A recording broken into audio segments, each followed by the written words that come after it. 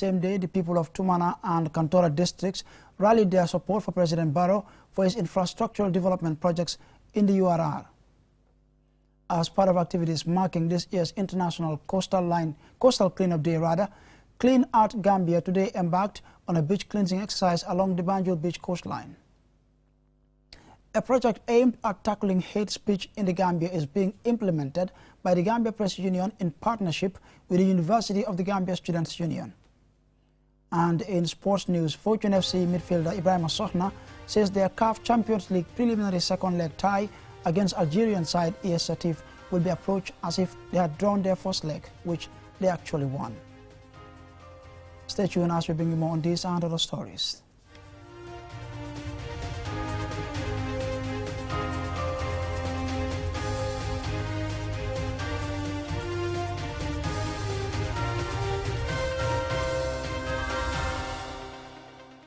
And now we will take a look at the news in detail. President Barrow on Friday laid foundation stones for the construction of 2 health facilities in Jimara and Kantora districts to improve access to healthcare services. Mohamed Lamin Choi reports. 2 foundation stones laid on the same day in the same region.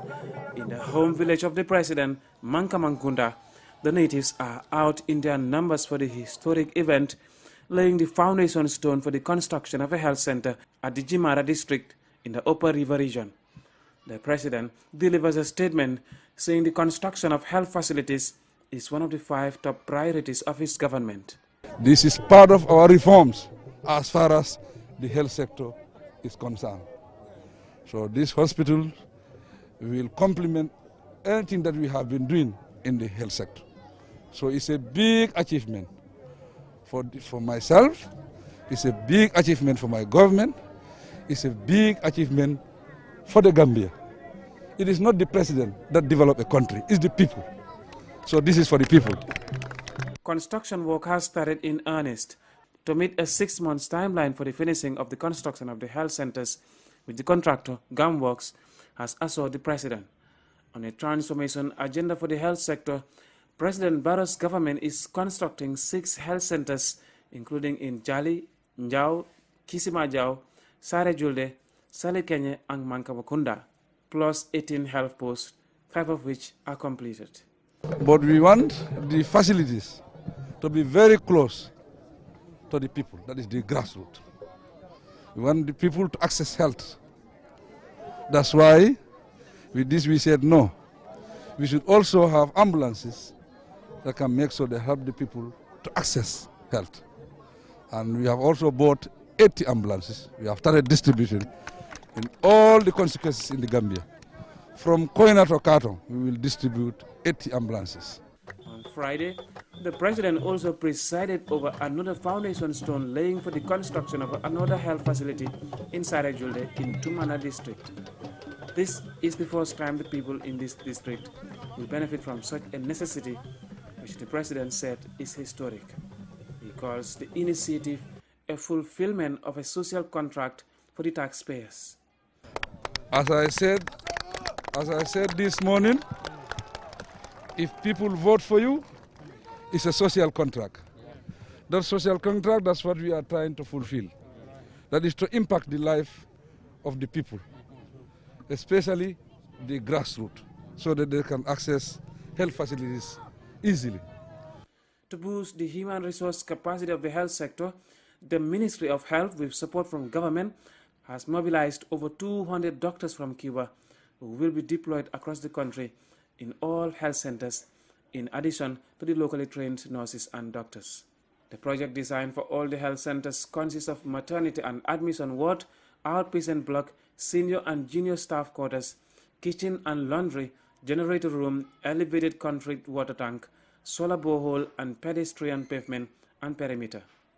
Gamworks is awarded the over $187 million contract for the construction of 5 of the health centers and is expected to create job opportunities for at least 300 Gambians. For QTV News, Mohamed Lamin Choi reporting from the Upper River region. And we will still stay with my colleague Mohamed Lamin Choi as he reports again that huge crowds rallied in the Tumana and Kantora districts in support of President Barrow for his infrastructural development projects in the Upper River region, most significantly the construction of roads, bridges and the Basse Market. The President's Meet the People's story is driving towards one of its purpose, that is a dialogue with the taxpayers to assess the impact of government's policies, programs and projects. On Friday, President Adama Barrow received a rousing welcome in Suduwal, a show of support, solidarity and gratitude for the infrastructure developments they have registered under Barrow's government. Both the Alcalo of Suduwal and Kantora district, they assured the President of their people's support for his bid for a second term in the upcoming presidential elections. In high anticipation of more developments in their communities, natives of the two districts vowed to cast their votes for President Barrow for the completion of his development goals in the country. Aole Balde and the NPP regional chairman, Babanin Kamara, announced for Basse and Kantora districts, expressed support and satisfaction with President Barrow's leadership and development projects.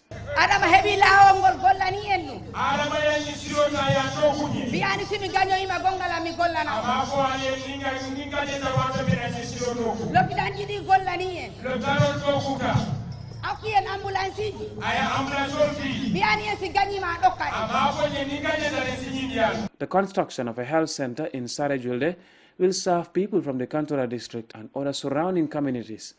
The Minister of Health made an announcement for the distribution of ambulances for the communities in Tumana and Kantora. For smooth and easy access to the ambulances, the government plans to provide toll-free numbers to ease communication on emergency response services. As part of the Women Enterprise Fund, President Barrow has presented a check for $1.5 million to women groups for 5% interest loan to support their businesses. In his closing statement, President Barrow, like in most of his meetings with the people, called for a united force to support his government to develop the country with an emphasis on his vision for change in the country.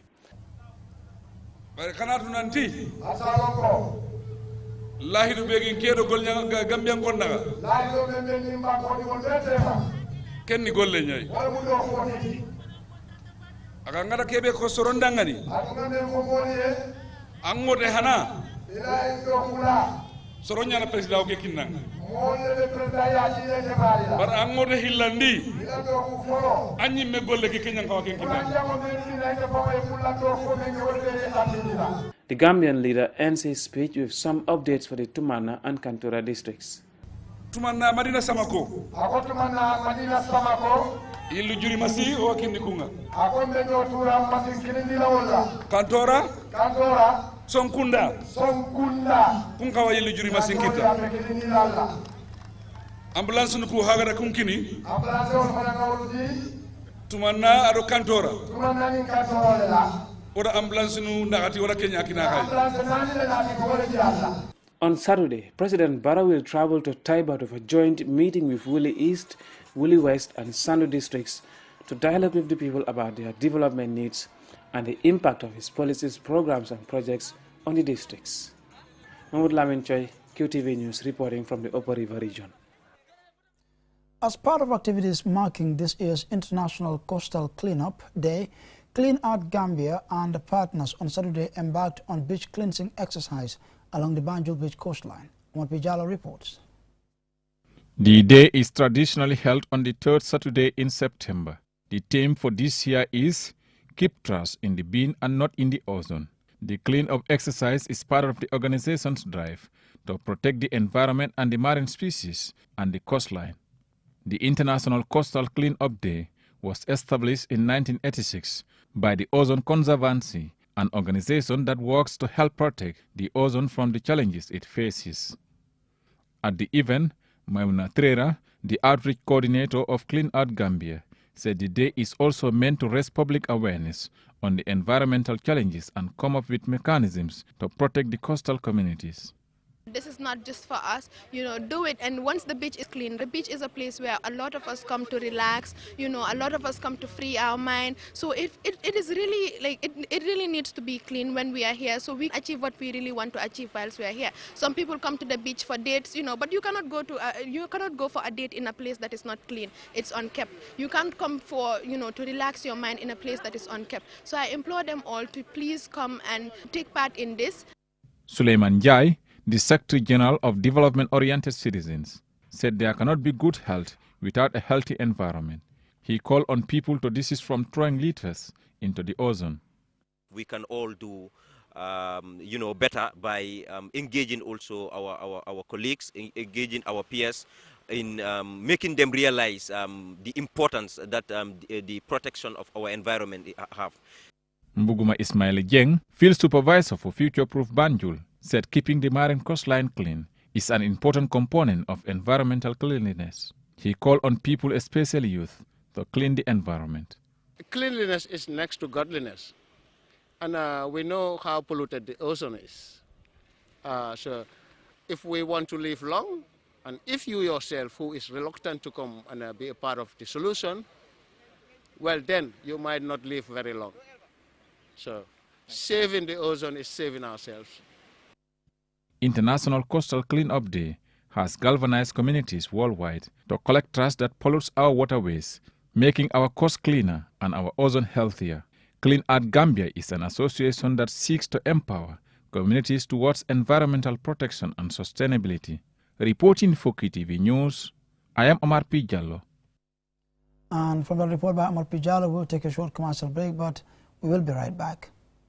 Looking for the fastest and easiest way to receive money transfers from abroad? Well, QMoney and RIA just made it happen. Now you can receive international money transfer from RIA directly into your QMoney account with no additional cost. Once you receive an SMS alert about your transfer, walk into any QMoney agent across the country to receive your payment for free, or use the money immediately to buy credit, QPower, and other QMoney services. It's fast, safe, and convenient. For more info, call customer care on 133. QMoney, Sunu Calpe. Terms and conditions apply.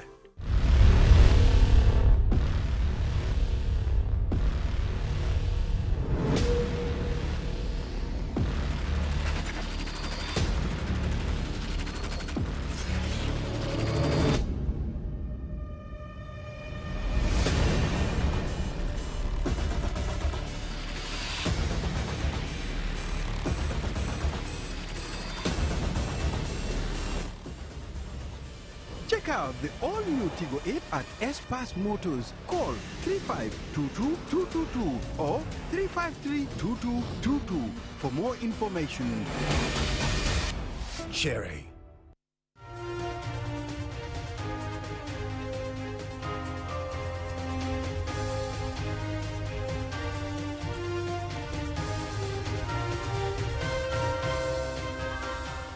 Welcome back from the short commercial break. Be reminded you're watching QTV News coming to you live from our studios along Kairaba Avenue.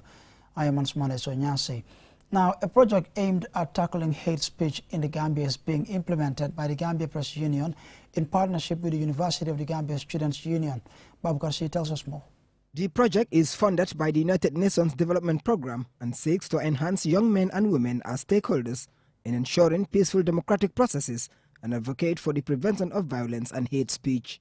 The idea is to establish the prevalence, the propagators, but also the drive for spreading hate speech in the country. At the event, the Secretary General of the University of the Gambia Student Union, Mohamed Y. Dabo, said hate speech is toxic. It's our concept and our belief of our belongings, that I belong to this political party and it is superior over all those other political parties, that I belong to this ethnic identity and it is superior over all other ethnic identities, that I belong to these opinion groups and it is superior, that you are either in that particular team or you are nothing. This is the toxic identity we have. And because it becomes so toxic, it then metamorphoses itself to intolerance. Now we don't tolerate you. Come join our team or we hate you. Or you say anything, that is valid, your opinion, your suggestions, we are not accepting it. Hate speech is a menace to democratic values, social stability and peace. Speaking on behalf of the GPU president, Pamodu Fall, a board member of the union, said promoting peace should be everybody's responsibility. All of us has to nurture peace, but there are stakeholders that are more concerned to advocate, to serve as peace advocates. And who are these people? The media is one. Young people, they are very critical in nurturing peace in our society. We have seen what happened in other countries, and it's because of hate speech. That's why all these things are happening, violence, disputes. Addressing hate speech does not mean limiting or prohibiting freedom of speech. It means keeping hate speech from escalating into something more dangerous, particularly incitement of discrimination, hostility, and violence, which is prohibited under international law. The National Center for Civic Education was represented by Yusufa Bojang. He told the participants that the validation is timely. The right to participate in public affairs is a fundamental human right guaranteed in Section 26 of the 1997 Constitution of the Republic of the Gambia, hence creating the foundation for political participation of all citizens. Distinguished guests, ladies and gentlemen, it is not lost on us here that our emerging democracy has experienced radical shift in our political culture, characterized by features and actions that are contravention with the laws of the Gambia, such as deep polarization, use of abusive language, hate speech, provocative action, intimidation, perjury, and confrontation in public discourse, as well as uneven media reporting. Hate speech poses grave dangers for the cohesion of a democratic society, the protection of human rights, and the rule of law. If left unaddressed, it can lead to acts of violence and conflict on a wider scale. The research report was reviewed by stakeholders from various walks of life, including university students, media, and the civil society. Babu Karsi, QTV News. Now, fisheries and aquaculture contributed 6.2 to the country's GDP in 2018, according to the Ministry of Fisheries. However, like many other sectors, it also has its challenges, which the stakeholders working with their Senegalese counterparts are trying to iron out. More in this report. The management and conservation of fisheries resources is central to the advancement of a sector officials say remains one of the highest employment opportunity creation entities. From the economy to nutrition, the fisheries sector remains a major contributor to national development. However, the sector has over the years faced challenges, many of which are caused by overfishing by industrial and small-scale fishermen and climate change. Given the sector's importance to our national economy, the National Association of Artisanal Fisheries Operators, in partnership with their umbrella body, CAOPA, under the leadership of the Ministry of Fisheries and Water Resources, are currently engaging 40 stakeholders from the Gambia and Senegal to address challenges and prefer better management strategies. Mamadou Cham, Principal Fisheries Officer, Department of Fisheries, says it is important to engage all stakeholders in order to create an understanding of the challenges and how to address them, adding that the Ministry and government in particular is committed to supporting artisanal fisheries operators in the Gambia. The knowledge gain will go a long way to strengthen our fisheries resources, to control the way we fish and manage our resources so that we will have fish today and the next generations coming will also have fish. President of the Gambia National Association of Artisanal Fisheries Operators, Fatou Per Choi, called for collaborative effort in developing a transboundary fisheries management plan that will help address challenges in the sector. Among the strategy employed are capacity building awareness, creation on fisheries legal, voluntary instrument, notable voluntary guideline for ensuring sustainable small-scale fishes in the context of food security and poverty alleviation. The Confederation of African Artisanal Fisheries Professional Organization has been at the forefront of a continental advocacy initiative to support artisanal fisheries operators. The Association Secretary General, Dauda F. Sen, encourages all stakeholders to work together to promote sustainable conservation. Meanwhile, He says COWPA recognizes the significant gains registered by the Gambia government over the years. COWPA was created in 2010 in the Gambia following series of consultations since 2000, the year 2000. And the aim of the mission of COWPA is to promote good governance in the African artisanal fisheries sector through awareness creation, capacity development, and advocacy. The fisheries sector in the Gambia is the third largest food provider after crops and livestock. Officials therefore hope that such stakeholder meetings will help address challenges and contribute significantly to the improvement of the sector. Ansumane Sonyasi for KTV News. And from the report, we will now take a look at sports news in a moment.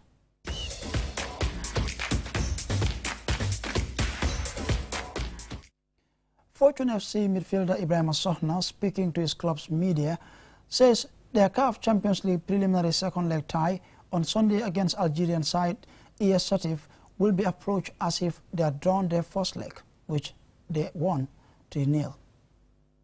When Fortune needed depth in midfield ahead of their CAF Champions League preliminary game, they signed Ibrahim Sohna. He provided strength to the team, winning duels, making successful defensive covers, and channeling crucial passes, which contributed immensely to Fortune's 3-0 win over Untitled Chapter in the first leg match in Banjul. Sohna says teamwork will be key to having a positive result on Sunday night in Algeria. The game right now is 3-0. We are not going to even, approach the game like we are leading 3-0. So we're going to approach the game like this. We are zeros, or they are even leading. So we have to be more hungry. To go out of here, even if we're going to draw or we're going to lead, but we have to go home with something to say that we are true. But with that, for us to do that, we have to play as a team, even more than we did at home. Ibrahim Sohna is an experienced player who played as a professional footballer for several clubs in Europe and Asia. He also played for the Gambian national team, the Scorpions, and was part of the national team that qualified to their maiden Africa Cup of Nations. Sohna told Fortune Media that their experience as senior players is inspiring the young players in the team. When I see something in the training, after the training I will go and meet the player and say, hey, you have to do this, you have to change this, and you know what I mean, this is what we're going to expect, So at least you have to step up. And not only me, but even other players, like Bra, Bully, and other, there's other few experienced players too who have been, playing with these Arabs, So I think, we have a lot of kids which are they're young, but they listen to. It make it easy for us with the experience. So when we give them the message, we see that they try to do it, Another experienced player with the team is Yankuba Sabali, a goalkeeper, who says he was not surprised by their first leg 3-0 victory, keeping a clean sheet. Speaking to Fortune Media, Sabali says the tie is not yet over. It's just like a stepping stone for us, and then it's a very, very huge step for us. So we're gonna pick it from where we stop, and then see how best we can push them again, and then be able to collect the maximum points, or in fact, even if a draw is good for us, but we are not looking for a draw. We are going for the whole 3 points, and then I think at the end of the day we will be able to pick something positive for the Gambians.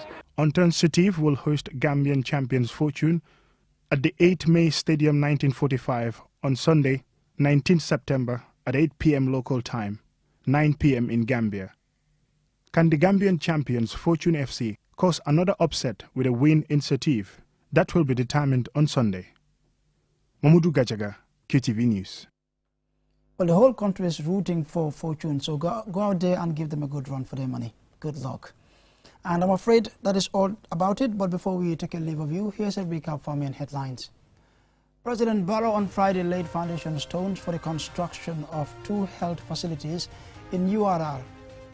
On the same day, the people of Tumana and Kantora districts rallied their support for President Barrow for his infrastructural development projects in the Upper River region. As part of activities marking this year's International Coastal Cleanup Day, Clean Out Gambia today embarked on a beach cleansing exercise along the Banjul Beach coastline. A project aimed at tackling hate speech in the Gambia is being implemented by the Gambia Press Union in partnership with the University of the Gambia Students' Union. And in sports news, Fortune FC midfielder Ibrahim Sohna says their CAF Champions League preliminary second tie Against Algerian side, AS Satif will be approached as if they had drawn their first leg, which they actually won by 3-0. Well, that is all we have for you in this edition of the news. Do join us on Monday for another edition, but don't forget to tune in same time tomorrow for the weekend review with Mr. Boch. Until then, on behalf of the entire production team, thanks for watching.